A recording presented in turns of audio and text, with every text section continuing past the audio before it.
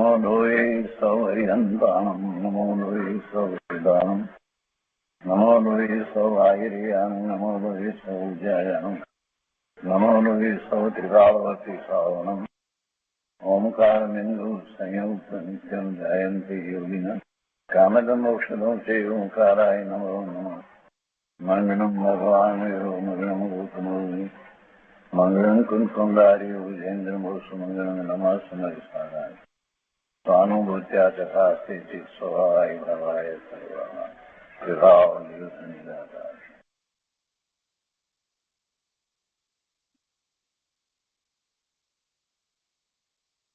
દ્રવ્ય સંગ્રહ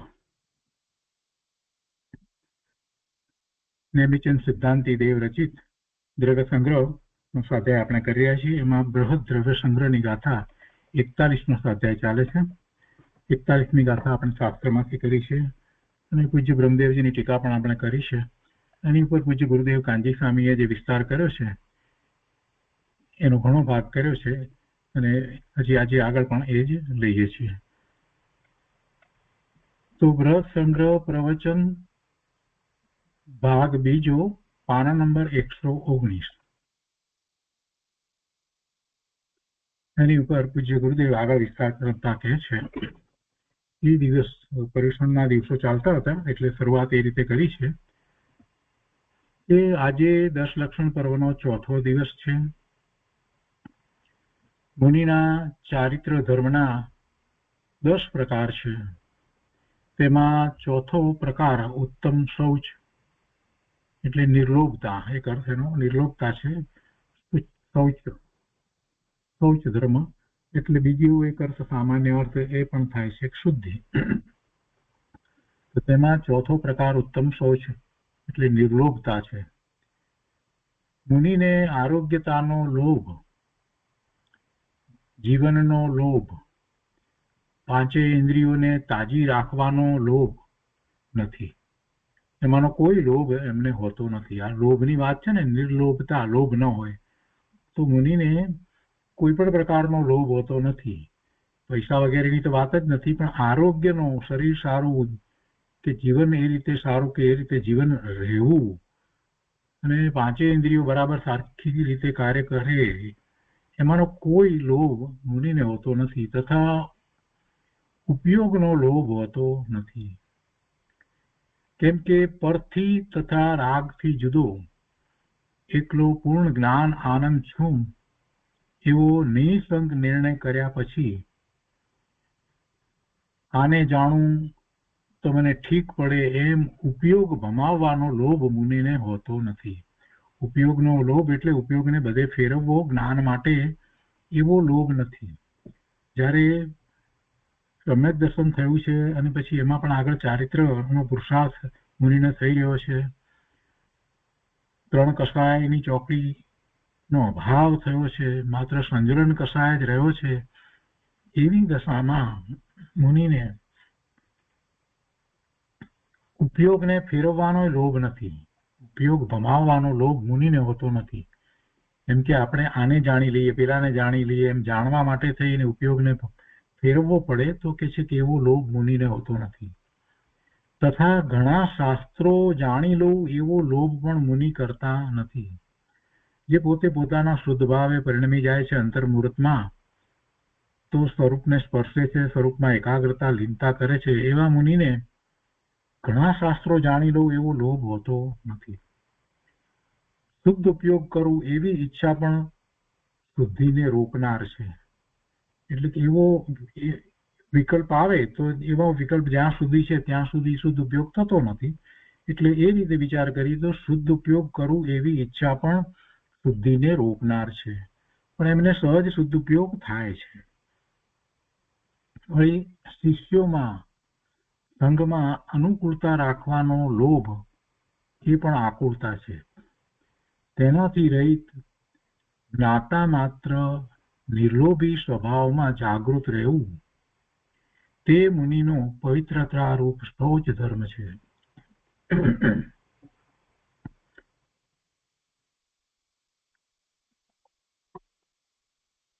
નિર્લોભતાની વાત કરી અને કયા પ્રકારે બાહ્યમાં લોભ હોઈ શકે મુનિને, એનો આપણને વિચાર પણ ના આવે.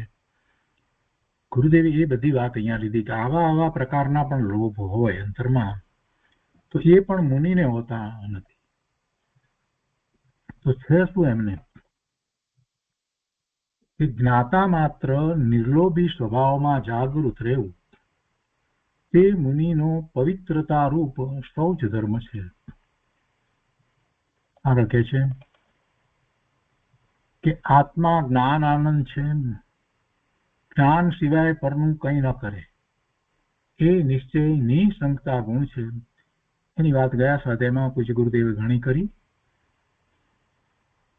નિસંગતા જ્યારે છે ત્યારે પછી કોઈ ભય પણ હોતા નથી, એટલે એ નિસંગતાની પહેલા વાત થઈ.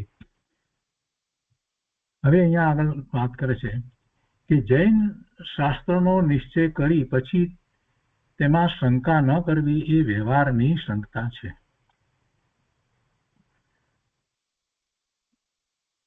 સમ્યક દ્રષ્ટિને 8 અંગ જે પ્રગટ થાય છે એમાં નિસંગતા એ પહેલું અંગ છે, અને નિસંગતા છે એટલે પછી ભય પણ હોતો નથી, અને એ કાંઈ પોતાના ધર્મથી ચલિત પણ થતા નથી, કેમ કે કોઈ પ્રકારે શંકા છે જ નહીં. અહીંયા આગળ કહે છે કે નિશ્ચય અને વ્યવહાર નિસંગતા આદિ ગુણના જોરે ધર્મી જીવને આ લોકનો ભય, પરલોકનો ભય, અરક્ષાનો ભય, મરણનો ભય, અગુપ્તિ ભય અને અકસ્માતનો ભય એ 7 ભય હોતા નથી. નિત્ય જ્ઞાન આનંદ સ્વભાવી છું એમ નિસંક સ્વરૂપની ભાવનામાં કોઈ સંયોગ વિયોગનો ભય થતો નથી. શાશ્વત શરણરૂપ પોતે જ સ્વયં રક્ષક છે, બીજાના દ્વારા પોતાનું રક્ષણ થાય એવી કોઈ વાત છે જ નહીં.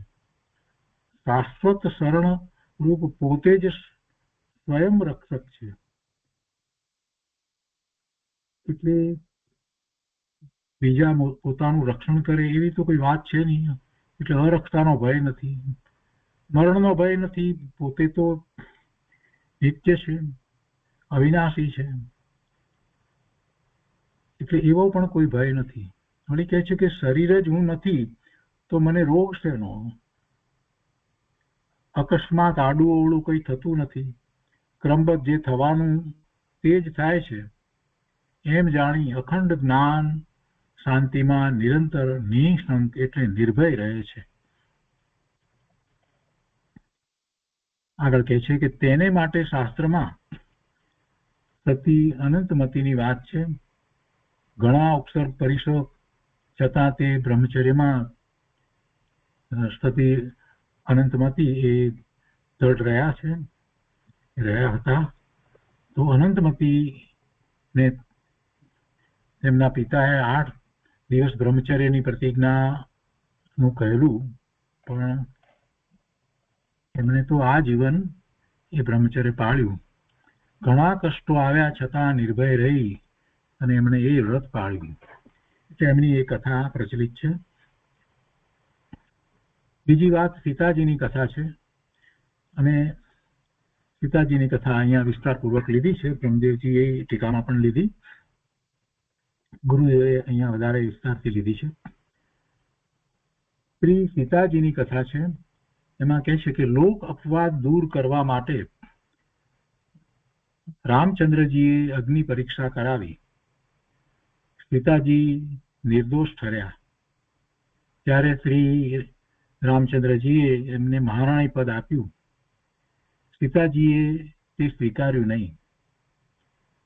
સીતાજી જ્ઞાની હતા, તેથી પ્રથમથી જ ભાન હતું કે શુદ્ધ ચિદાનંદ છું, હું શુદ્ધ ચિદાનંદ જ્ઞાન આનંદ સ્વરૂપ છું, દેહ આદિ કોઈ મારું નથી. છતાં પોતાની નબળાઈથી રાગ હતો ત્યાં સુધી ગ્રહસ્થ દશામાં રહ્યા. હવે વૈરાગ્ય થયો, દીક્ષા લેવા તૈયાર થયા. રામચંદ્રજી ઘણું સમજાવે છે, તો કહે છે કે તમારા હૃદયમાં અમારા સતીત્વની ખબર હતી, છતાં લોક ખાતર અગ્નિ પરીક્ષા લીધી. તો ધિક્કાર છે એ સંસારના મોહને. એમ કહી સીતાજીએ પટ્ટ મહાદેવીની સંપદા છોડીને કેવળ જ્ઞાની શ્રી સકલ ભૂષણના ચરણમાં અનેક રાણીઓ સહિત પોતે સ્ત્રી પર્યાયને યોગ્ય જીન દીક્ષા ગ્રહણ કરી. કેવળ જ્ઞાની શ્રી સકલ ભૂષણ ના ચરણમાં, એવા કેવળી પરમાત્માના ચરણમાં અનેક રાણીઓ સહિત પોતે સ્ત્રી પર્યાયને યોગ્ય જીન દીક્ષા ગ્રહણ કરી. સ્ત્રી પર્યાયને યોગ્ય એટલે કે આજીકા થયા. આજીકાને પંચમ ગુણસ્થાન હોય છે, તો એવી દીક્ષા લીધી, તેની દીક્ષા લીધી. સ્ત્રીનું શરીર હોય તેને કદી છઠ્ઠું સાતમું ગુણસ્થાન આવી શકે નહીં. તેથી તે સર્વવીરથી સાધુ પદ અને વિતરાગ ચારિત્ર પામી શકે નહીં. પાંચમું ગુણસ્થાન સુધી રહે. સીતાજી અનેક આરિકા સહિત હતા. પિતાજી અનેક આરિકા સહિત હતા. રત્નત્રયની ભાવના પૂર્વક 62 વર્ષ સુધી જીનમતની પ્રભાવના કરી. પછી છેલ્લે 33 દિવસ પર્યંત નિર્વિકાર શુદ્ધ ચિદાનંદમાં એકાગ્રતા રૂપ ધ્યાન પૂર્વક સમાધિ મરણ કરી અચ્યુત નામે 16મા સ્વર્ગમાં પ્રતિન્દ્રિય સામાનિક દેવ થયા.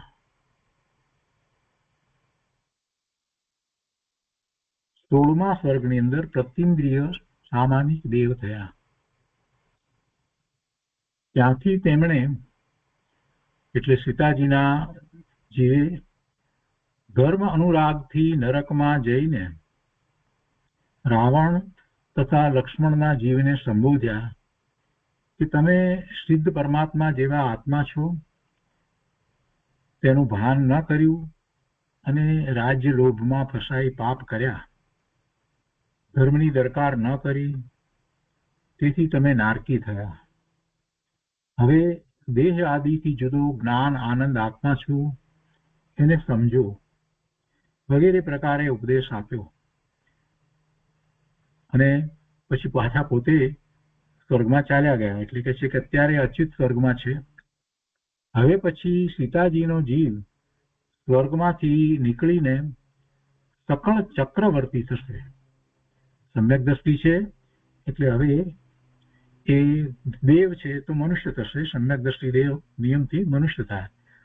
અને એમના એટલા પુણ્ય છે એટલે એ જીવ હવે સ્વર્ગમાંથી નીકળી અને સકળ ચક્રવર્તી થશે. અને રાવણ તથા લક્ષ્મણના જીવ સકળ ચક્રવર્તીના પુત્ર થશે. નરકમાંથી નીકળી અને એ એમના પુત્ર થશે. આ પોતે ચક્રવર્તી રાજા થશે. અત્યારે પણ એમને સ્ત્રીની પર્યાય નથી, દેવી નથી, એ દેવ છે, અચ્યુત દેવ છે. અને હવે પછી પણ એ ચક્રવર્તી રાજા થશે. અને રાવણ તથા લક્ષ્મણના જીવ એ સકળ ચક્રવર્તીના પુત્ર થશે. પછી તીર્થંકરના ચરણ મૂળમાં પોતાના પૂર્વ ભવો દેખીને બંને પુત્ર પરિવાર સહિત તે ચક્રવર્તી નગ્ન દિગંબર ભાવલિંગી મુનિ થશે.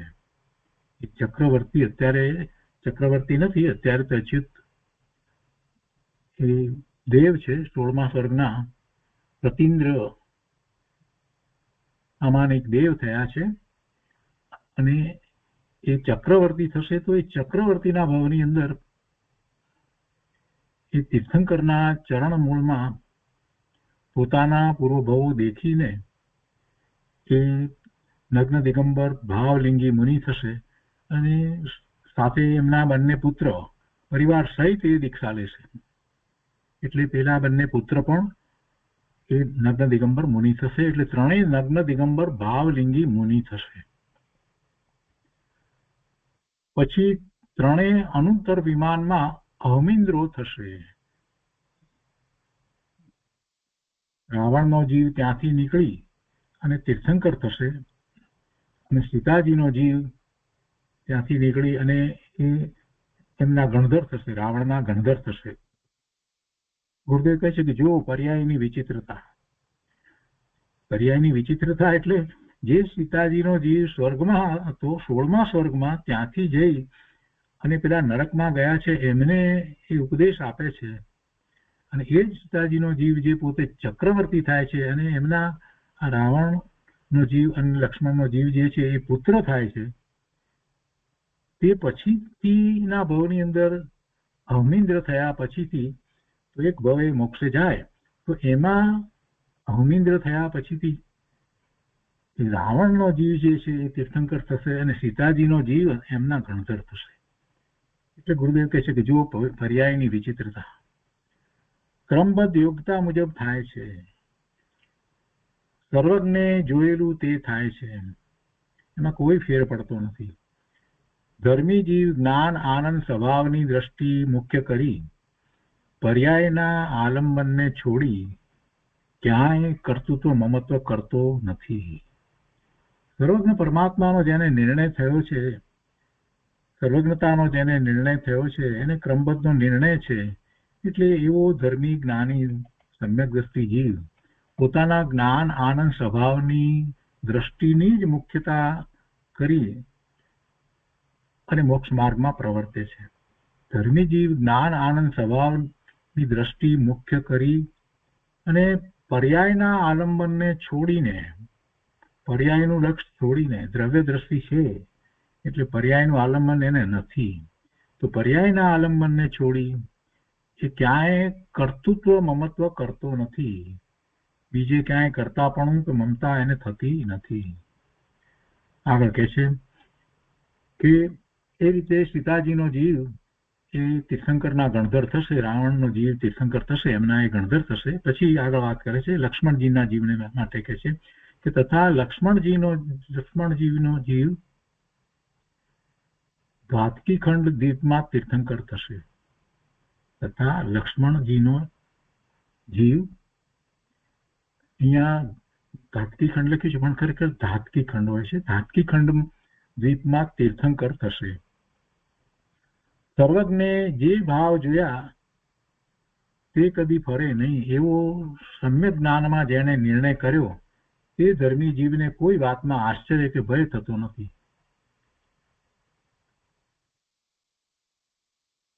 કોઈ વાતમાં આશ્ચર્ય ન થાય અને ભય પણ ન થાય. કોને ન થાય? સમ્યક દ્રષ્ટિને.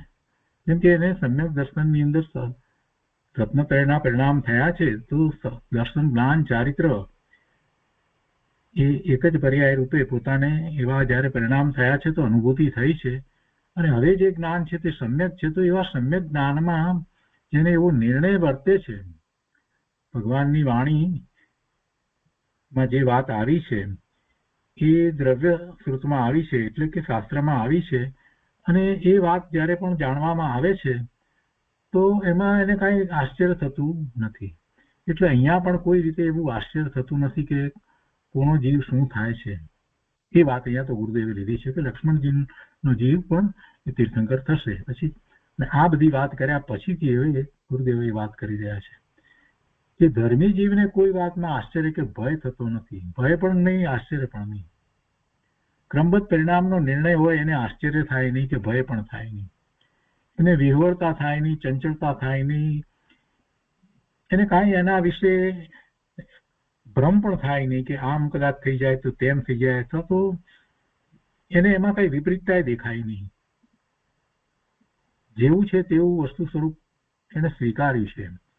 એટલે ધર્મી જીવને કોઈ વાતમાં આશ્ચર્ય કે ભય થતો નથી.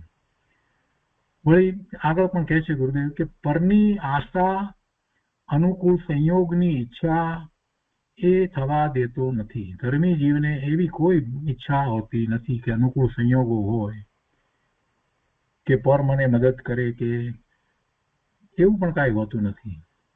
સીતાજીનો જીવ નરકમાં જઈ અને લક્ષ્મણજીના અને રાવણજીના જીવને ઉપદેશ આપે, એ ઉપરથી કોઈને મનમાં એમ થાય કે મને પણ કોઈક એવા આવીને મને એમ કે જાગૃત કરે, ઉપદેશ આપે, જો કે એવા સંયોગની ઈચ્છા ધર્મી જીવ કરતો જ નથી, એને પરની અપેક્ષા હોતી જ નથી. ને ખરેખર તો નિમિત્ત નૈમિતિક એવો સંબંધ છે.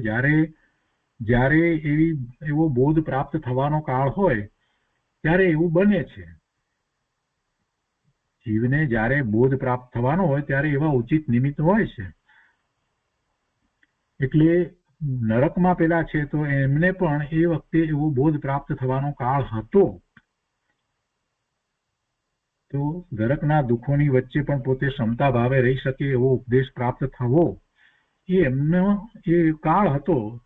તો પછી સ્વર્ગમાંથી આવી અને આ દેવે પિતાજીનો જીવ જે દેવ એને 16મા સ્વર્ગમાંથી આવી અને એમને ઉપદેશ આપ્યો. એટલે નિમિત્ત નૈમિતિક એવો સંબંધ હોય છે. એમાં કોઈ પરની આશા રાખવાની કોઈ વાત નથી. નિમિત્ત આવે તો કામ થાય એવી પણ વાત નથી. પોતાને જ્યારે એવું જ્ઞાન થવાનું છે તો ત્યારે એ વખતે એવા નિમિત્ત હોય જ છે. અત્યારે વર્તમાનમાં ઊંધું ચાલી રહ્યું છે. નિમિત્તની અપેક્ષા રાખે, કોઈક એવું નિમિત્ત આવે તો મારું કામ થાય, એમ ઊંધી વાત પકડીને બેઠા છે લોકો. જૈન દર્શનની અંદર આવી વાત બરાબર નથી. પોતાનો પુરુષાર્થ મહત્વનો છે. 5 સમવાયપૂર્વક પુરુષાર્થ થાય છે તો પોતાનો સ્વભાવ જ જ્ઞાન સ્વભાવ છે તો જ્ઞાન થાય છે ને. જ્ઞાન થવાનો જે કાળ છે ત્યારે એ એની જન્મક્ષણ છે અને એ વખતે એ કાળ લબ્ધિ પાકી છે તો એ વખતે એનો પુરુષાર્થ એવો હોય ત્યારે એ થાય છે. તો પછી નિમિત્ત પણ એ વખતે એવા જ હોય. એટલે 5 સમવાય પૂર્વક જ જ્ઞાન થાય છે. સીતાજીના આવવાથી એ 2 મહાપુરુષો લક્ષ્મણજી અને રાવણજીનો જીવ કે જે બંને ભવિષ્યમાં તીર્થંકર થવાના છે એમને એમનાથી જ્ઞાન થયું એમ નથી. એવું નિમિત્ત નૈમિતિક સંબંધ છે. એમને જ્ઞાન થવાનો કાળ હતો અને એવું જ્ઞાન થયું કે બાકીનો જે કાળ આખો જે નરકની ગતિ જે છે એ કાળ આખો એમને ક્ષમતા ભાવમાં એવી રીતે વીત્યો કે પછીના ભાવની અંદર એ પોતે એ બંને જીવ એ ચક્રવર્તીના પુત્ર થાય છે અને પછી મુનિ દીક્ષા ગ્રહણ કરે છે. એટલે આપણને ખ્યાલ આવે કે આ કેટલો એમને ઉપદેશ ગ્રહણ કર્યો અને કેટલા બુઝ્યા કે જેથી કરીને આખો એ નરકનો કાળ એમનો સંભાવે ગયો અને એટલે તો એ ચક્રવર્તીના પુત્ર થાય છે. અને એ પણ કેવા એ ભાવમાં પોતાના પિતાની સાથે દીક્ષા ગ્રહણ કરે છે અને દીક્ષા પછીથી એ પાછા અમિન્દ્ર થાય છે. એટલે આ બધી વાતનો જયારે આપણે વિચાર કરીએ તો આપણને ખ્યાલ આવે છે કે એ બધું એ ક્રમબદ્ધમાં એમ જ જે થવાયુગ છે તે થઈ જ રહ્યું છે. બધાના પુરુષાર્થ એ રીતે બોધ પામવો એ રીતે એ બધું 5 સમવાયપૂર્વક જે થવાયુગ છે તે જ થાય છે. જીવનો એમાં પુરુષાર્થ આપણે મુખ્ય એટલા માટે કહીએ છીએ કે 4 સમવાય તો આવીને મળે છે. જીવે પુરુષાર્થ કરવાની જરૂર છે જેથી એ ક્યાંય નિમિત્તની અપેક્ષા રાખી અને બેસી ન રહે. એટલે અહીંયા ગુરુદેવે એ વાત લીધી છે કે ભાઈ એમાં કોઈ પરની ઈચ્છા આકાંક્ષા રાખીને પરની આશા રાખી અને બેસી રહેવા જેવું નથી. ગુરુદેવ કહે છે કે પરની આશા અનુકૂળ સંયોગની ઈચ્છા એ જ્ઞાની ધર્મી પુરુષ થવા દેતો નથી. તે બધો શુદ્ધ બુદ્ધ મુક્ત આનંદની શ્રદ્ધારૂપ સમ્યક દર્શનનો જ મહિમા છે. સમ્યક દર્શન થયા પછી એને કોઈ પરની આશા હોતી જ નથી, ઈચ્છા કરતો જ નથી. મિથ્યાત્વ છે ત્યાં સુધી અનેક પ્રકારે જીવને પરની આશા હોય છે પણ સમ્યક દર્શન થયા પછી એવી કોઈ વાત હોતી નથી. લાખ પ્રતિકૂળતા આવે પણ પરથી જુદો જ્ઞાતા જ છું એમાં ન ચૂકે. ગમે તેટલી પ્રતિકૂળતા આવે પણ સમ્યક દ્રષ્ટિ જીવ પરની આશા કરતો નથી કે આ પ્રતિકૂળતામાં કોઈ આવી અને મને મદદ કરે આ તે એવો કોઈ એને વિકલ્પ ઉઠતો નથી અને પોતે પોતાના સ્વભાવ ભાવથી ચ્યુત થતો નથી. અહીંયા આગળ કહે છે કે ભગવાનની વાણીમાં અક્રમ એટલે એક સાથે 12 અંગનો ઉપદેશ આવે છે. ભગવાનની ઓમકાર ધ્વનિમાં દિવ્ય ધ્વનિમાં અક્રમ એક સાથે 12 અંગનો ઉપદેશ આવે છે. આ વાત મહત્વની છે. આપણને એમ હોય કે એક પછી એક રોજ ઉપદેશ આપતા આપતા કેટલો બધો કાળ વીતે ત્યારે બધા 12 અંગની વાત પૂરી થતી હશે અને પછી ગણધર ભગવાન એમાંથી રચના કરતા હશે. કેમ કે આપણે આપણી બુદ્ધિથી વિચાર કરીએ ને, આપણી ક્ષમતા જેવી હોય એ પ્રમાણે આપણે વિચાર કરીએ, પણ એમ નથી. વસ્તુ સ્વરૂપ એવું નથી. ભગવાનની વાણીમાં અક્રમ એક સાથે 12 અંગનો ઉપદેશ આવે છે. એક સાથે 12 અંગનો ઉપદેશ આવે છે.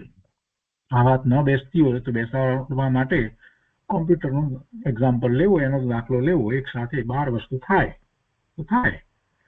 પ્રોસેસર એવા હોય તો બધી વસ્તુ થાય. એક સાથે કેટલી બધી વસ્તુ એક સાથે જ કોમ્પ્યુટરમાં થાય એ આપણે સ્વીકારી શકીએ છીએ. તો પછી અહીંયા ભગવાનની વાણીમાં એક સાથે અક્રમ લખ્યો છે ને, એક સાથે 12 અંગનો ઉપદેશ આવે એ વાત પણ સ્વીકારી શકાય એવી છે.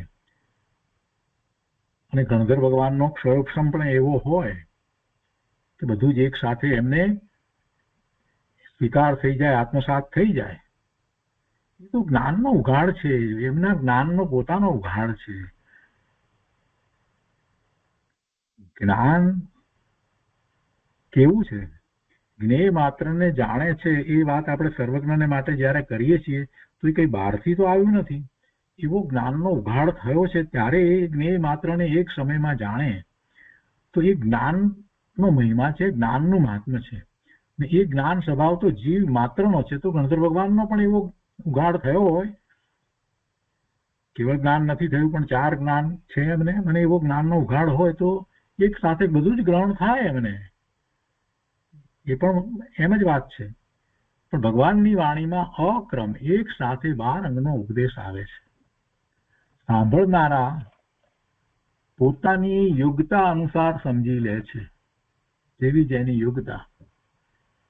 અને યોગ્યતા કઈ રીતે વધે, પાત્રતા એવી કેવી રીતે થાય, તો કે પોતે અનેક પ્રકારના વિકલ્પોને છોડી અને જીનેશ્વર ભગવાનની આજ્ઞા અને આમન્યામાં રહીને દ્રવ્ય સ્વરૂપનો અભ્યાસ કરી વસ્તુ સ્વરૂપ જેવું છે તેવું સ્વીકારી અને સમ્યક્ત્વનો પુરુષાર્થ જે કરે છે એને એવી યોગ્યતા, અનેક પ્રકારની યોગ્યતા પ્રાપ્ત થાય છે. સમ્યક દ્રષ્ટિને યોગ્યતા અનેક પ્રકારે પ્રાપ્ત થાય, બીજી કોઈ રીત નથી. મિથ્યા દ્રષ્ટિને એટલી યોગ્યતા હોઈ શકે નહીં. પોતાની યોગ્યતા અનુસાર સમજી લે છે. એટલે ત્યાં બેઠેલા મિથ્યા દ્રષ્ટિ જીવ છે એ પોતાની જેટલી યોગ્યતા છે, જેટલી ભૂમિકા છે, જેટલી સ્વરૂપની રુચિ થઈ છે એ પ્રમાણે એને ગ્રહણ કરે છે. જેટલા મંદ કસાય છે એ પ્રમાણે એને વિકલ્પો ઓછા છે. અને ભગવાનની વાણી ત્યાં છે એ વખતે એ પ્રકારનું આખું વાતાવરણ છે. તો એ વખતે જે ખૂબ રુચિપૂર્વક પ્રભુ પ્રત્યેના ખૂબ ભક્તિભાવપૂર્વક પ્રભુની વાણીને જે ગ્રહણ કરે છે એને યોગ્યતા ઓછી છે તો પણ મૂળભૂત વાતો એવી સરસ રીતે સમજાઈ જાય છે, પકડાઈ જાય છે કે એને સમ્યક દર્શન થઈ જાય છે. મિથ્યા દ્રષ્ટિ હોય એને પણ એ બધી વાતને આપણે જેમ છે તેમ સમજવાનો વિચાર કરીએ તો ખ્યાલ આવે છે કે છેવટે જે કંઈ થાય છે એ જીવના જ્ઞાન સ્વભાવને કારણે થાય છે. કોઈ કોઈને કાંઈ કરાવી દે છે એવું નથી. જો કોઈ કોઈને કરાવી દેતું હોય તો પ્રભુની વાણી તો આવી છે, 12 અંગનું જ્ઞાન એક સાથે જ રહી રહ્યું છે તો બધાને થઈ જવું જોઈએ, પણ એમ તો થતું નથી. પોતાની યોગ્યતા અનુસાર સમજી લે છે. અહીંયા આગળ કહે છે કે રાવણ અને લક્ષ્મણજી ભાવિમાં તીર્થંકર થશે તે પહેલા કેવળી શ્રુત કેવળી પાદ મૂલે જ તીર્થંકર નામ કર્મ બાંધશે. તીર્થંકર નામ કર્મ તો હજી પછી બાંધવાના છે. તે પહેલા કેવળી શ્રુત કેવળી પાદ મૂલે જ તીર્થંકર નામ કર્મ બાંધશે. એટલે જયારે એ ચક્રવર્તીના પુત્ર થઈ અને ત્યાર પછીથી જે દીક્ષા ગ્રહણ કરશે, ભાવલિંગી મુનિ થશે, એ વખતે ત્યારે એ તીર્થંકર નામ કર્મ બાંધશે. અને પછી અહમિન્દ્ર થશે અને તે પછી એ તીર્થંકર થશે. ગુરુદેવ અહીંયા આગળ કહે છે કે ભગવાનની મૂર્તિ પાસે ભક્તિ કરતા રાવણે તીર્થંકર નામ કર્મ બાંધ્યું એવી વાત અત્યારે આપણે ક્યાંક કોઈક જગ્યાએ પ્રથમાન યોગમાં આવે છે તો કહે છે કે એ વાત યથાર્થ નથી. ભગવાનની મૂર્તિ પાસે ભક્તિ કરતા રાવણે તીર્થંકર નામ કર્મ બાંધ્યું એ વાત યથાર્થ નથી. અહીંયા આગળ કહે છે કે વ્યવહાર નિષ્કાંક્ષ અંગ તે શુભરાગ રૂપ છે. નિસંગતિની તો વાત થઈ. નિકાંક્ષાની વાતમાં ગુરુદેવ અહીંયા એક વાત સમજાવે છે. નિકાંક્ષા એટલે ઈચ્છા નહીં, એટલે વ્યવહારથી ઈચ્છા નહીં, એટલે વ્યવહાર નિકાંક્ષ અંગ એટલે વ્યવહારથી કોઈ પણ પ્રકારની ઈચ્છા નહીં. તો એ તો શુભરાગ રૂપે છે, એ શુભરાગ રૂપ છે. વ્યવહાર નિષ્કાંક્ષ અંગ તે શુભરાગ રૂપ છે. અને નિશ્ચયથી તો જાણેલા, સાંભળેલા, અનુભવેલા પંચ વિષય સંબંધી ભોગના ત્યાગથી એકલા જ્ઞાન આનંદમય અતિન્દ્રિય સ્વ આત્મા આશ્રિત જે નિશ્ચય રત્નત્રય તેની શુદ્ધ ભાવનાથી ઉત્પન્ન જે પારમાર્થિક સુખરૂપી અમૃત રસ, તેમાં જ જ્ઞાનનું સંતોષ રૂપ સ્થિર થવું, તે જ નિકાંક્ષ ગુણ છે. કાંક્ષા નથી એવો ગુણ નિશ્ચયથી કેવી રીતે હોય? વ્યવહારથી તો કોઈ ઈચ્છા નથી થતી એ વાત સમજાય છે, પણ નિશ્ચયથી તો આ જે કંઈ જોયેલા, જાણેલા, સાંભળેલા, અનુભવેલા પાંચે ઇન્દ્રિયોના વિષયો, ભોગ વગેરે જે છે એનો તો સંપૂર્ણપણે ત્યાગ, એટલે શ્રદ્ધામાં પૂરેપૂરો એનો ત્યાગ વર્તે છે. એમાં કોઈ હવે રુચિ વગેરે ઉત્પન્ન થતા જ નથી. અને એકલા જ્ઞાન આનંદમય અતિન્દ્રિય સ્વ આત્મ આશ્રિત જે નિશ્ચય રત્નત્રય તેની શુદ્ધ ભાવનાથી ઉત્પન્ન જે પારમાર્થિક સુખરૂપી અમૃત રસ, તેમાં જ જ્ઞાનનું સંતોષ રૂપ સ્થિર થવું, જ્ઞાન એવી દશામાં સ્થિર થાય, રત્નત્રયના પરિણામ થાય એવી દશામાં સ્થિર થાય, તો એ જ નિકાંક્ષ ગુણ કહેવાય છે. નિશ્ચયથી આવો નિકાંક્ષ ગુણ હોય છે. નિકાંક્ષ નિસંગતિ અને નિકાંક્ષિત બે ગુણની વાત થઈ. હવે એના પછી નિર્વિચિકિત્સા ગુણની વાત ગુરુદેવ કરે છે. 8 ગુણની વાત લેવી છે ને. હવે કહે છે કે નિર્વિચિકિત્સા ગુણ કહે છે તેમાં નિશ્ચય વ્યવહાર રત્નત્રયને આરાધવા વાળા જે ભવ્ય જીવ છે તે મલિન, રોગી, ભયંકર આકૃતિ દેખીને પણ ધર્મ બુદ્ધિથી, કરુણાભાવથી જ્ઞાની થવા દેતા નથી. એવા ધર્મી જીવને કોઈ રોગી હોય, ત્યાં એના શરીરમાંથી દુર્ગંધ આવતી વગેરે, અથવા તો એવી ભયંકર આકૃતિ હોય, કોઢ થયો હોય ને એવી વિકલાંગતા ને એવું કંઈક થઈ ગયું અંદર, એવા બધા રોગ થાય છે કે જેની અંદર બધા જીવડા પડી ગયેલા, ઈયળો પડી ગયેલી આપણને દેખાય, દુર્ગંધ મારતું શરીર હોય, આ બધું પણ હોય, તો પણ પોતે ધર્મ બુદ્ધિથી કરુણાભાવથી વર્તે છે, એટલે એના પ્રત્યે એમને ગ્લાનિ થતી નથી, દુગંછા થતી નથી, થવા દેતા નથી, એટલે એમને થતી નથી. સ્વરૂપની દ્રષ્ટિ જેને થઈ છે એની એવી જ વાત હોય છે. તે ધર્મી જીવને વ્યવહાર નિર્વિચિકિત્સા ગુણ છે. એટલે આ જે કહેવામાં આવ્યું એ વ્યવહારથી નિર્વિચિકિત્સા ગુણ કહેવામાં આવ્યું. ગ્લાનિ ન થવી, દુગંછા ન થવી. આગળ કહે છે કે ત્રણેય કાળે મુનિ દશાનું સ્વરૂપ એક જ પ્રકારે નગ્ન દિગંબર દશા સહિત હોય છે. ત્રણેય કાળે એટલે શું? ભૂતકાળમાં જે મુનિ દશા કહેવામાં આવી છે ત્યારે પણ મુનિ દશા તો એવી જ હતી. 28 મૂળ ગુણ સહિત બાહ્યમાં ચોખ્ખું દ્રવ્યલિંગ હોય, નગ્ન દિગંબર મુનિ એવું જ હોય, અને એવું સાથે ભાવલિંગ હોય. વર્તમાનમાં પણ જે મુનિ છે, સાચા મુનિ ભાવલિંગી છે, એમને પણ એવી જ દશા છે, અને ભવિષ્યમાં જે મુનિ થશે એને એમ જ હોય. નગ્ન દિગંબર 28 મૂળ ગુણ સહિતનું એવું એમનું બાહ્યમાં દ્રવ્યલિંગ અને એવું જ અંતરંગમાં ભાવલિંગ હોય છે. એટલે મુનિ દશા તો એક સરખી હોય, કઈ જુદી જુદી જુદા જુદા કાળે જુદી જુદી હોય એમ ના હોય. કોઈ કે અત્યારે પંચમ કાળ છે તો પછી મુનિ દશામાં થોડી બાંધછોડ કરો, થોડી છૂટછાટ આપો. ભાઈ એમ કેવી રીતે વાત થાય? અહીંયા કોઈ વેપાર કરવા બેઠો છે તો પછી એની જોડે બાંધછોડની વાત તું કરે છે? અહીંયા આ તો આત્માના સ્વરૂપની વાત છે, એમાં વળી એ બાંધછોડ ક્યાંથી? કોઈ કે અત્યારે પણ પંચમ કાળમાં તો હવે આમ હોય તો ચાલે. કેવી વાત છે? ઘણા લોકો વાત સમજાવીને આવી બધી નકામી વાતો કરતા હોય છે. ગુરુદેવ કહે છે કે ત્રણેય કાળે મુનિ દશાનું સ્વરૂપ એક જ પ્રકારે નગ્ન દિગંબર દશા સહિત હોય છે. કોઈ અજ્ઞાની કહે કે જૈન મતમાં બધી વાત સારી છે, પણ નગ્ન મુનિ દશા અસ્નાનતા એટલે સ્નાન ન કરી તે મેલું શરીર, અદંત ધોવન, આપણે બ્રશ કરીએ દાંતણ કરીએ પણ એમાંનું એ પણ કાંઈ કરતા નથી, અદંત ધોવન, ભૂમિશયન, એક વખત આહાર, ઉભા ઉભા આહાર, કેશ લોચન, આ બધું હોય છે ને. તો એ બધું જે છે તો કે છે કે એ બધું ખરાબ છે જૈનમાં. બીજું બધું તો સારું છે, પણ કે છે કે કેટલાક લોકો અજ્ઞાની એમ કે જૈન મતમાં બધી વાત સારી, પણ આ નગ્ન મુનિ દશા ને સ્નાન નથી કરતા ને મેલું શરીર ને અદંત ધોવન ને એ ખરાબ છે. કહે છે કે એમ જે માને છે તેને નિર્ગ્રંથ મુનિ દશાના પવિત્ર સ્વરૂપની ખબર નથી. એને મુનિ દશાના પવિત્ર સ્વરૂપની ખબર નથી. જ્ઞાની જે છે એ તો ગ્લાની થવા દેતો નથી. એને કોઈ પ્રકારે ગ્લાની થાય નહીં, દુર્ગંધા થાય નહીં. એને ક્યારેય કોઈ પ્રત્યે નાકનું ટેરવું ચડે કે આ દુર્ગંધા થાય ને આમ મોઢું બગાડીને ચાલ્યો જાય એવું એને વિકલ્પ ઉઠે નહીં. ગમે તેવી બહારમાં કોઈ પણ, આ તો મુનિની વાત છે, પણ મુનિ સિવાય બીજા પ્રત્યે પણ જ્ઞાની ધર્મી જે છે એને ગ્લાની થતી નથી. એ સમજે છે કે આ તો પૂતગળની વાત છે, પૂતગળના ગુણ છે. એમાં સ્પર્શ રસ ગંધ વગેરે એ બધો આકાર, આ બધું જે છે તે પૂતગળનું છે. એવો વિકૃત આકાર હોય, ભયજનક આકાર દેખાતો હોય, એમાંથી એવી દુર્ગંધ વગેરે આવતી હોય, બધું હોય તો હોય. એથી ત્યાં રહેલો આત્મા જે છે એ કાંઈ અપવિત્ર થઈ જતો નથી. એ તો ભગવાન આત્મા જ છે. વર્તમાન પર્યાયમાં આ બધું જે છે ને એ પણ તે જે શરીર સાથે રહ્યો છે એનું છે. એ આત્માને કાંઈ મલિન કરતું જ નથી. એ વાત જ્ઞાનીના અંતરમાંથી ક્યારેય ખસતી નથી.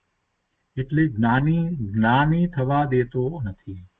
આગળ કહે છે કે ગ્રહસ્થ હોય, રાજા હોય, રૂપાળું સ્વચ્છ શરીર હોય, તેને કોઈ કહે કે અહો તમે આવા અને તમારા ગુરુ આવા મલિન નગ્ન કેમ?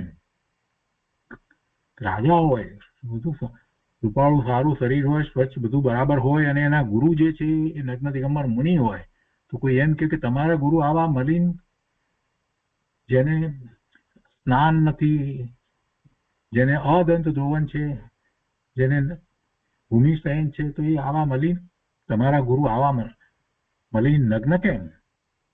તો તે સાંભળી સમકીતીને જરાય ગ્લાની થતી નથી.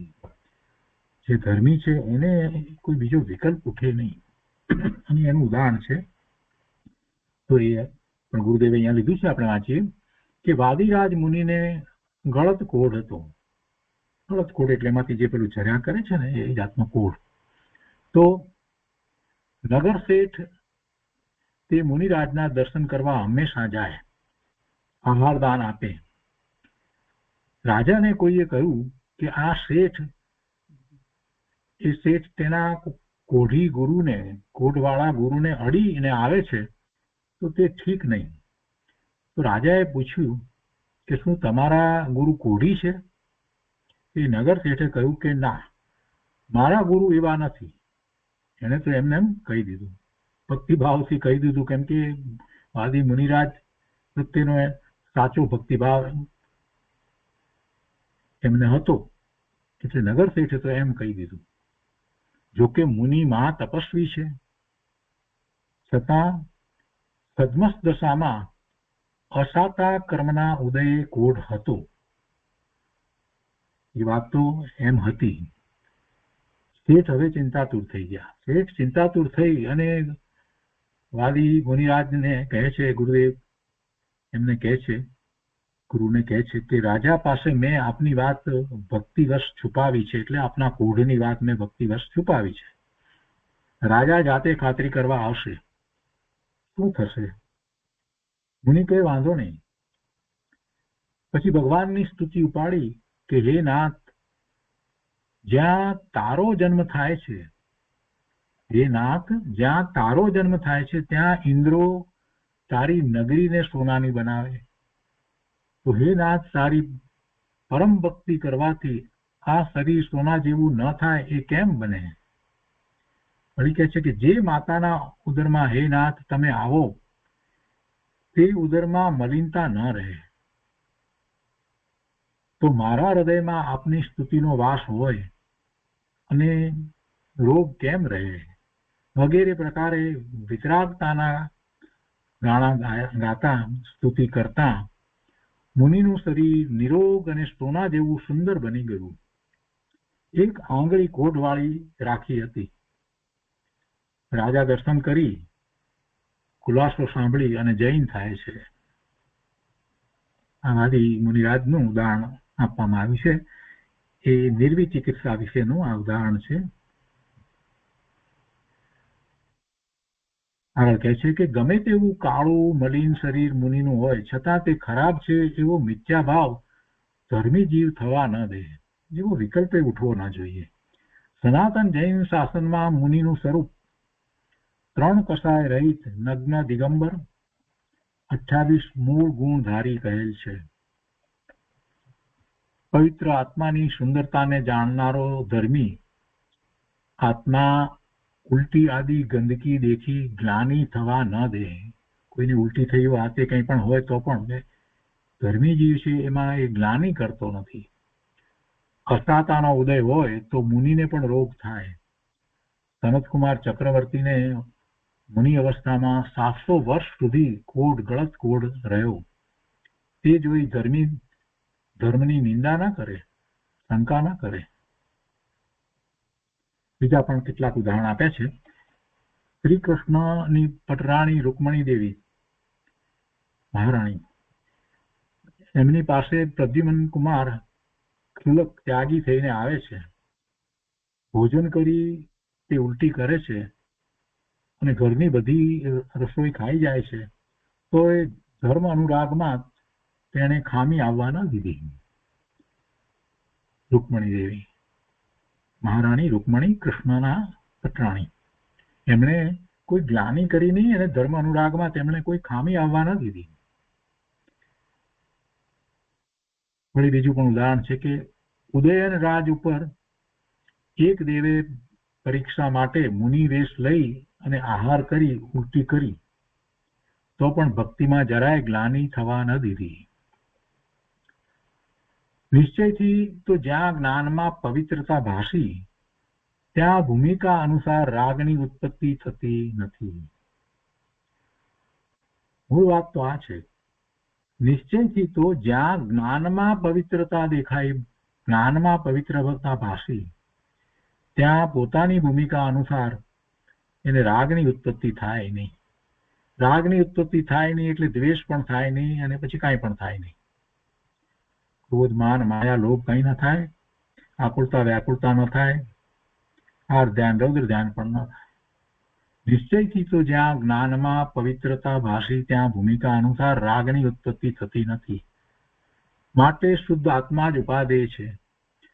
તેના બળથી સમસ્ત રાગ આદિ વિકલ્પનો ત્યાગ કરીને નિર્મળ આત્મ અનુભવ લક્ષણ અતિન્દ્રિય સુખરૂપ થવું એટલે નિજ શુદ્ધ આત્મામાં સ્થિરતા કરવી, તે જ ગ્લાનિ રહિત ઉત્તમ શૌચ ધર્મરૂપ નિર્વી ચિકિત્સા છે. એ નિર્વી ચિકિત્સા ગુણ છે. શુદ્ધ આત્મામાં સ્થિરતા કરવી તે જ ગ્લાનિ રહિત ઉત્તમ શૌચ ધર્મરૂપ નિર્વી ચિકિત્સા ગુણ છે. ગ્લાનિ ન થાય એવો ગુણ નિર્વી ચિકિત્સા ગુણ. તે પછી બીજા દિવસના પ્રવચનમાં ગુરુદેવ આગળ કહે છે કે સંકિતનો ચોથો ગુણ અમૂઢ દ્રષ્ટિ છે તેનું કથન કરે છે. નિશંકી નિકાંક્ષિત નિર્વી ચિકિત્સા અને એ પછી ચોથો છે અમૂઢ દ્રષ્ટિ. આત્મા શુદ્ધ ચિદાનંદ અનંત ગુણની મૂર્તિ છે. દેહ આદિથી જુદો અને ક્ષણિક રાગ આદિથી પણ ત્રિકાળી સ્વભાવ જુદો શુદ્ધ છે. એવા સ્વભાવની રુચિ કરી પૂર્ણ જ્ઞાન આનંદ સ્વભાવ જ ઉપાદેય છે એવી સ્વસન્મુખ અભેદ દ્રષ્ટિ થવી તે સમ્યક દર્શન છે. ગુરુદેવ કહે છે કે જો આ મોક્ષ માર્ગનું પ્રથમ પગથિયું છે. સમ્યક દર્શન છે તે મોક્ષ માર્ગનું પ્રથમ પગથિયું છે. અને એમાં શું છે તો કે શુદ્ધ જ્ઞાન આનંદ અનંત ગુણની મૂર્તિ એવો પોતાનો આત્મા છે. એ શુદ્ધ છે. આત્મા શુદ્ધ ચિદાનંદ અનંત ગુણની મૂર્તિ છે. મૂર્તિ એટલે મૂર્તિકપણું નથી, શબ્દમાં એ રીતે વાત છે. અને એ દેહ આદિથી જુદો છે એટલું જ નહીં, પણ એને જે વર્તમાન પર્યાયની અંદર, પોતાની જ પર્યાયની અંદર જે રાગ આદિ થાય છે એનાથી પણ જુદો એનો ત્રિકાળી સ્વભાવ છે. અને એ ત્રિકાળી સ્વભાવ એ આ રાગ આદિથી જુદો છે, તે શુદ્ધ છે. કેમ કે અનંત ગુણ જે છે તે શુદ્ધ છે, તો એને અનુસરીને એ સ્વભાવ છે તે શુદ્ધ છે. તો એવા સ્વભાવની, શુદ્ધ સ્વભાવની રુચિ કરી અને પૂર્ણ જ્ઞાન આનંદ સ્વભાવ જ ઉપાદે છે એવી સ્વસન્મુખ અભેદ દ્રષ્ટિ થવી તે સમ્યક દર્શન છે. અભેદ દ્રષ્ટિ થવી, પછી એ દ્રષ્ટિ એટલે એ જ હું છું એમ અભેદ દ્રષ્ટિ થવી એ સમ્યક દર્શન છે. આગળ કહે છે ગુરુદેવ કે જો આ મોક્ષ માર્ગનું પ્રથમ પગથિયું છે. એક સમયમાં 3 કાળ 3 લોક જેને જાણ્યા છે એવા સર્વજ્ઞે કહેલા શાસ્ત્રો વિતરાગતા અને સ્વતંત્રતા બતાવનાર છે. એ શાસ્ત્રમાં વિતરાગતા ભરી છે, કેમ કે આત્માનું સ્વરૂપ પૂર્ણ વિતરાગ સ્વરૂપ છે. ભગવાનની વાણીમાં એ જ વાત આવી છે કે આત્માનું સ્વરૂપ પૂર્ણ વિતરાગ સ્વરૂપ છે અને એવું વિતરાગ સ્વરૂપ પ્રગટ કરવા માટે જીવ માત્ર સક્ષમ છે. એટલે એવા સર્વજ્ઞે કહેલા શાસ્ત્રો વિતરાગતા અને સ્વતંત્રતા બતાવનાર છે. સ્વતંત્રતા બતાવનાર છે એટલે કે કોઈની અપેક્ષા વિના જ જીવ એવા પોતાના પૂર્ણ વિતરાગ સ્વભાવને પ્રગટ કરવા માટે સક્ષમ છે. હવે કહે છે કે તેને નહીં માનનાર, આવા સર્વજ્ઞે કહેલા શાસ્ત્રો જેમાં વિતરાગતા અને સ્વતંત્રતા બતાવી છે, તો એમાંની સ્વતંત્રતાને નહીં માનનાર કે વિતરાગતાને નહીં માનનાર એ સર્વજ્ઞને માનતો જ નથી. માત્ર જય ભગવાન કરે છે, દોડતો જઈને પૂજા કરે છે, ઘણું બધું કરે છે, પણ જો આમાં એ માનતો જ નથી, વસ્તુના સ્વતંત્ર સ્વરૂપને જો સ્વીકારતો નથી, 6 દ્રવ્યનું સ્વરૂપ સ્વતંત્ર છે, એનું અસ્તિત્વ સ્વતંત્ર છે, પરિણમન સ્વતંત્ર છે અને જીવ વિતરાગી છે, એ વાતનો એને ક્યાંય પણ જો અંશે પણ અસ્વીકાર જો હોય તો ખરેખર ભગવાનને માનતો જ નથી. અને એવું ન માનનારા તો ઘણા. અરે ન માનનાર તો ઠીક, પણ એનાથી વિપરીત માની અને વિપરીત ઉપદેશ કરનારા પણ ઘણા. એટલે એની વાત કરતા ગુરુદેવ કહે છે કે તેને નહીં માનનાર જે કુદ્રષ્ટિઓ છે તેમના બનાવેલા શાસ્ત્રો ભોળા મૂર્ખજનોને વિસ્મયતાના કારણ છે. એના બનાવેલા શાસ્ત્રો ભોળા મૂર્ખજનોને વિસ્મયતાના, આશ્ચર્યના કારણ થાય. જેમાં અંદર આશ્ચર્ય થાય, કંઈક વાત એવી આવે એમાં તો ઓહો, હા ઇન્ટરનેટની આટલી બધી સ્પીડ, જેમ કે 5G ને હવે તો પછી શું વાત કરવી આ બધી, એમાં તો એને આશ્ચર્ય થઈ જાય છે. ધાતુવાદ, રસાયણ શાસ્ત્ર, આ જાદુ કળા, હરમેખલ, ક્ષુદ્ર મંત્ર આદિ, એવી બધી વિદ્યાનો જ્ઞાનીને વિસ્મય થાય નહીં, અજ્ઞાનીને એના વિસ્મય થાય, મિથ્યા દ્રષ્ટિને એમાં વિસ્મય થાય, આશ્ચર્ય થાય, પણ જ્ઞાનીને એમાં કોઈ આશ્ચર્ય વિસ્મય થતા જ નથી. એ તો માત્ર દ્રવ્ય દ્રષ્ટિથી જુએ છે કે જે પદાર્થ જે છે એમાં આ પૂતગળના સ્કંદ જે છે, તો એ પૂતગળના સ્કંદનું પરિણમન સ્કંદ રૂપે છે, અને જે જીવ છે એ જીવની વર્તમાન પર્યાય અત્યારે મલિન છે, પણ એ જીવ પણ અત્યારે તો શુદ્ધ જ છે. એ બે જ વાતને જુએ છે. એ સિવાય બાકીના 4 દ્રવ્ય જે છે એ તો આમે ક્યાં દ્રષ્ટિમાં આવે છે. એટલે જ્ઞાની ધર્મી ને એમાં કાંઈ આશ્ચર્ય થતું નથી. ગમે તે વિદ્યાના તમે ગમે તે ખેલ બતાવો, ગમે તે આશ્ચર્ય થાય એવી વાત બતાવો, એમાં કાંઈ જ્ઞાનીને વિસ્મય થતું નથી. વ્યંતર સાધકની લોકોમાં ચમત્કાર દેખાડનારી વાત સાંભળીને તેમાં મૂંડ બુદ્ધિ જ્ઞાની થવા દે નહીં. વ્યંતર દેવો આમ કરીને આમ આપે, આમ કરી નાખે, તેમ કરી નાખે, ચમત્કાર દેખાડે, એ બધી વાતો બધી સાંભળી અને કેટલાક લોકો એવા વ્યંતર દેવની પૂજા વગેરે એના અનુષ્ઠાનો બધું ઘણું બધું કરતા હોય છે, પણ જ્ઞાની એમાં મૂંડ બુદ્ધિ કરતો નથી, એને મૂંઢતા થતી નથી. મૂંડ બુદ્ધિ જ્ઞાની થવા દે નહીં, એ વાતને માનતો જ નથી. એ બધું થાય છે તો થાય છે, જે કાળે જે થવા યોગ્ય છે તે જ થાય છે. ભગવાનના જ્ઞાનમાં બધું આવ્યું છે, એમાં એ નિમિત્ત કારણ તરીકે ગમે તે હોય, તેથી કરીને શું છે, વસ્તુ સ્વરૂપ તો કાંઈ બદલાવાનું નથી. વસ્તુ સ્વરૂપ જે છે તે જ રહેવાનું છે. પોતે ભગવાન આત્મા કંઈ બદલાઈ જવાનો છે? પોતે અવિનાશી ચીજ છે તે બદલાઈ જવાની છે? પોતે અનંત ગુણનો પિંડ ભગવાન છે તે બદલાઈ જવાનું છે, પોતે સિદ્ધ સમાન શુદ્ધ પૂર્ણ પવિત્ર છે તે બદલાઈ જવાનું છે, કાંઈ બદલાવાનું નથી, એમાં કાંઈ નાશ થવાનો નથી, એમાં કાંઈ ફેરફાર થવાનો નથી. એટલે એમાં કોઈ પણ જાતના ચમત્કાર દેખાડીને કોઈકે આમ કરી નાખ્યું ને કોઈકને તેમ કરી નાખ્યું ને આ બધી વાત જે છે એમાં મૂંડ બુદ્ધિ જ્ઞાની થવા દેતા નથી. એ મૂંઢતાની બુદ્ધિ છે. જ્ઞાનીને એમાં મૂંડ બુદ્ધિ થતી નથી, એને માનતાય નથી. તેને વ્યવહારથી અમૂંડ દ્રષ્ટિ કહે છે. જેને એવી મૂંડ દ્રષ્ટિ થતી નથી, એને માનતા નથી, તો એને વ્યવહારથી અમૂંડ દ્રષ્ટિ કહે. આ તો વ્યવહાર અમૂંડ દ્રષ્ટિની જ વાત કરી ને એના ઉદાહરણો કેટલાક લીધા છે. પછી નિશ્ચય અમૂંડ દ્રષ્ટિની વાત કરશે. અમૂંડ દ્રષ્ટિ જે છે ને એ ગુણ છે. 8 જે ગુણ પ્રગટ થયા અથવા તો 8 અંગ પ્રગટ થયા એમાંનો એક અંગ છે અમૂંડ દ્રષ્ટિ. મૂંઢતા નથી, એની વાત કરવી છે અહીંયા. હવે કહે છે કે તે વિશે રેવતી શ્રાવિકા અને ચંદ્રપ્રભ વિદ્યાધર બ્રહ્મચારી સંબંધી કથા પ્રસિદ્ધ છે. અને રેવતી શ્રાવિકાની વાત આજે સવારે કહેવાય ગઈ છે, એ દિવસે વાત કહેવાય ગઈ હશે એટલે ગુરુદેવે ફરીથી વાત લીધી નથી. વિતરાગ માર્ગમાં ત્રણેય કાળે દરેક દ્રવ્યની પર્યાય સ્વતંત્ર છે. તેમાં કોઈ તત્વદ્રષ્ટિથી વિરુદ્ધ વાત કરે, દેવગુરુ શાસ્ત્રમાં નિશ્ચય વ્યવહાર ઇત્યાદિમાં કોઈ વિપરીત વાત કરે તો પણ સમ્યક દ્રષ્ટિ મૂંઝાય નહીં, વિચલિત થાય નહીં.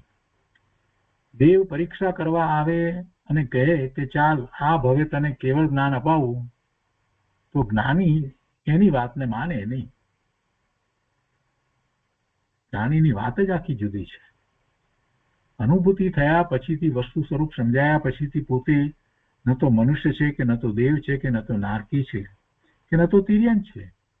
કોઈ પણ ગતિમાં થયું હોય સમ્યક દર્શન તો પણ, અને એવું છે તો પછી સ્ત્રીપણું કે પુરુષપણું કે એવી કોઈ વાત પણ રહેતી જ નથી. પોતે ભગવાન આત્મા છે અને એને જ્ઞાનનો અંશ પ્રગટ થયો છે, સર્વજ્ઞતાનો અંશ પ્રગટ થયો છે, સુખનો અંશ પ્રગટ થયો છે, અનંત ગુણનો અંશ પ્રગટ થયો છે. એ પછી બીજાની વાતમાં કેવી રીતે આવે? ગમે તે એવી પરીક્ષા કરવા આવે તો પણ એ વિચલિત થતો નથી. એને કોઈ એવો પ્રકારનો લોભ જ હોતો નથી. જ્ઞાની સમ્યક દ્રષ્ટિને આમ થઈ જાય તો સારું ને જલ્દી થઈ જાય તો સારું ને એવો કોઈ વિકલ્પ હોતો નથી કે હવે જલ્દી આનો અંત આવી જાય ને જલ્દી સિદ્ધ થઈ જઈએ, એવો કોઈ વિકલ્પ હોતો નથી. ક્રમબદ્ધમાં જે થઈ રહ્યું છે તે થઈ રહ્યું છે. પોતે માત્ર ભગવાન આત્મા છે અને એનું લક્ષ્ય કરતા પોતાને જે જ્ઞાન આનંદ શાંતિનો અનુભવ થાય છે બસ એમાં જ એને તો રહેવું છે, એ સિવાય બીજી કોઈ ઈચ્છા થતી જ નથી. એટલે કોઈ આવી અને એમ કે તને કેવળ જ્ઞાન અપાવું તો જ્ઞાની એમાં એવી વાતમાં આવે નહીં. આગળ અહીંયા કહે છે કે શાસ્ત્રમાં નિમિત્તના વ્યવહારના કથન ઘણા આવે છતાં તેનાથી આત્માને લાભ થાય એમ જ્ઞાની માને નહીં. નિશ્ચય સ્વભાવના ઉગ્ર અવલંબનનું બળ હોય તો વ્યવહાર મોક્ષ માર્ગને ઉપચારથી સાધન કહેવાય. આ વાત આપણે ઘણી વાર કરી છે, આપણે સમજીએ છીએ કે નિશ્ચય સ્વભાવના ઉગ્ર અવલંબનનું બળ હોય તો વ્યવહાર મોક્ષ માર્ગને, નિશ્ચય છે માટે વ્યવહાર મોક્ષ માર્ગને ઉપચારથી સાધન કહેવાય. વ્રત આદિનો વિકલ્પ ઉઠે તે શુભરાગ છે. તેને પણ જ્ઞાની એ જાણે છે. વ્રત તપ વગેરે કોઈ વિકલ્પને ધર્મમાં મદદગાર હિતકર માને નહીં. એ સાથે હોય છે બસ એટલું. કોઈ ગમે તેવી યુક્તિથી વ્રત આદિ પુણ્ય આશ્રવને ધર્મ મનાવે, કેમ કે વ્રત આ બધો શુભભાવ જે છે એ તો પુણ્ય આશ્રવ છે, એમાં તો આશ્રવ છે ને પુણ્યનો બંધ થાય છે, પુણ્યની પ્રકૃતિ બંધાય છે. એટલે એવા કોઈ યુક્તિથી એવી રીતે વિદ્વાન હોય એટલે એ બધું એવી રીતે સમજાવે, વ્રત આદિ પુણ્ય આશ્રવને ધર્મ તરીકે સમજાવે, ધર્મ તરીકે મનાવે, તો તેમાં એ મોક્ષ માર્ગ બતાવે કે આ ધર્મ છે એટલે, તો પણ ધર્મી જીવ જે છે એમાં મૂંઝાય નહીં, એ બદલાઈ જાય, એની માન્યતા ફરી જાય એમ બને નહીં. એક વિતરાગ ભાવને જ મોક્ષ માર્ગ માને. વિતરાગ ભાવ એ જ મોક્ષ માર્ગ છે. અને જેટલો વિતરાગ ભાવ છે, જેટલી વિતરાગતા છે, એટલો જ મોક્ષમાં એ આગળ વિકાસ કરી રહ્યો છે. અને એવી વિતરાગતા નિર્વિકલ્પ ધ્યાનમાં સ્વરૂપનું લક્ષ્ય કરી અને પ્રગટે છે.